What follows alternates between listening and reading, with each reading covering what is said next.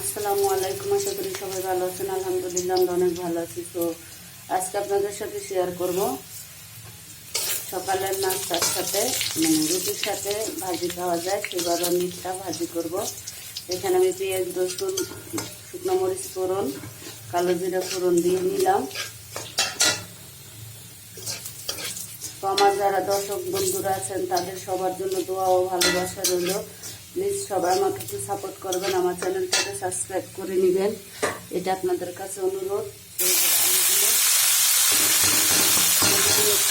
দিয়ে দিলাম। এখন আমি একটু পানি দিয়ে দিব, কারণ ভাজিটা আমি একটু নরম টাইপের হোটেলের মতো করব। এখানে আমি দিয়ে দিচ্ছি কিছুটা জিরা বাটা, যে আদা রসুন বাটা, এগুলো হালকা হালকা দেব। দিয়ে দিচ্ছি স্বাদ মতো লবণ, দিয়ে দিচ্ছি হলুদ, আর কিছু দেবো না। এখন আমি সুন্দর করে নেড়ে চেড়ে মিশিয়ে নেব। দিয়ে দিচ্ছি একটা তেজপাতা। তো ভিডিওটা দেখার শুরুতে লাইক দিয়ে দেখা শুরু করবেন আপনারা। একটা লাইকে আমাকে অনেক দূর পৌঁছে দেবে। আর ফুল ভিডিওটা দেখবেন। আমি কিন্তু সকলে ফুল ভিডিওটা দেখি, অনেকে কমেন্ট করে চলে যান এই কাজটা ভুলেও করবেন না। আমি সবারই ফুল ভিডিওটা দেখি। আমার আমি যাদের বন্ধু হয়েছি তারাই বুঝতে পারে যে আমি ফুল ভিডিওটা দেখি, অনেকে নাও বুঝতে পারে। সই তো ভাজিটা হতে থাক।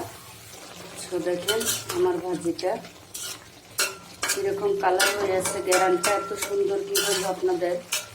তো এই তো এখন সিদ্ধ হওয়া বাকি।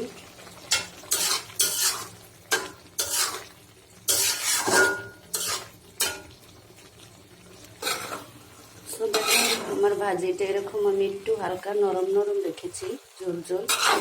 তো আপনারা চাইলে একটু বাড়িয়ে কমিয়ে রাখতে পারেন ঝোলটা। অবশেষে আমার হোটেলের মতো করে ভাজিটা হয়ে গেছে, ঠিক সেই হোটেলের মতোই স্মাইল। তো যাই হোক, হয়ে গেছে।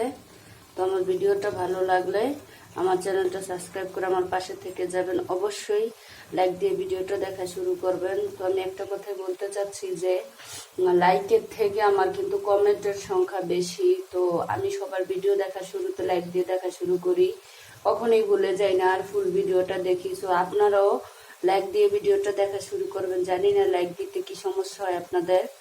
তো ভিডিওটা শেষ করতেছি। আল্লাহ হাফেজ।